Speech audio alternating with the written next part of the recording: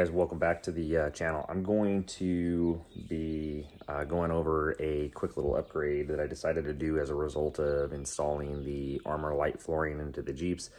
I decided to go with the Desert Does It seat jackers.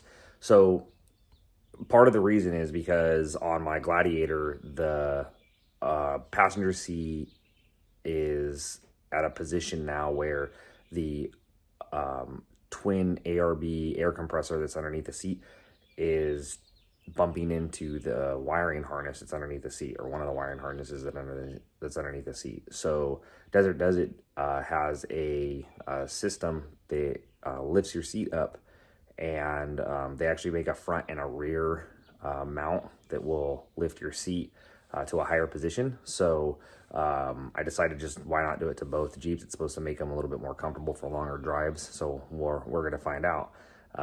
But pretty easy install. You just put the blocks in, use the new bolts, torque them down to 35 foot-pounds, and then call it a day. So I'll show you what that looks like before and after. And then, I don't know, maybe it's something that you'll be interested in. All right. Here's a view of the JL passenger seat prior to the install of the Desert Does It seat jackers. So for this, I'm just lifting the front lip with the seat jackers, whereas the Gladiator, I'm going to be lifting the entire seat and then also attempting to achieve that same angle. So I use the front and rear seat jackers from Desert Does It for the Gladiator, or I will be. And really the reason why I'm having to do that with the Gladiator is because I have twin ARB air compressors underneath the passenger seat of both vehicles. The mounting system that I'm using for the JL is the Innovative AT Products mount, whereas the Gladiator is using the Epic Adventure Outfitters mount called the Kraken. I believe that one just kind of sits a little bit higher, and it's causing one of the wiring harnesses to interfere with that ARB air compressor, and it's stopping the seat from moving rearward. So I'll be lifting up the seats on the Gladiator, both front and back, passenger and driver, whereas in the JL, I'm just doing the front lift on the driver and passenger. So to do this install, you just need a T50 bit, and then probably a torque wrench, and retorque your bolts back to 35 foot-pounds. You will need to at least remove the front bolts and then loosen the rear bolts. The most used tool that I have probably in my garage is this ratchet, this electric ratchet by Milwaukee. Probably the best investment that I've made. I use this thing all the time. As you can see, it's pretty beat up, but it saves me a ton of time when you're installing, removing things. If you don't have one, definitely my recommendation. Here's a nice packaging that these come in. This is going to be the short version of the seat jacker, which is supposed to go 3/4 of an inch, whereas in the taller version is 1.5 inches.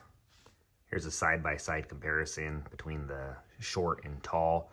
And really the main thing from Desert Does It is the tall ones are generally made for people that are a few inches over 6 foot, whereas in the short ones are for people that are shorter.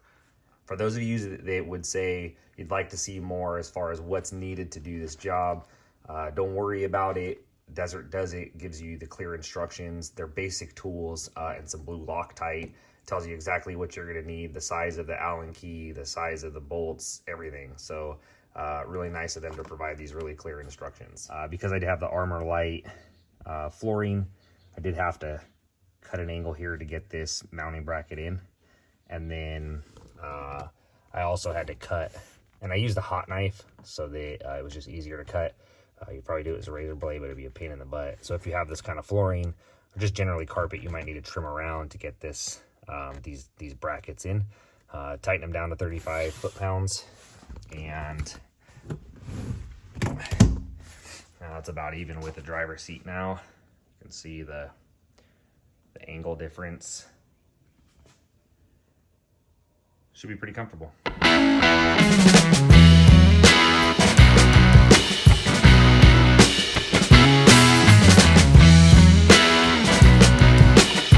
there you have it.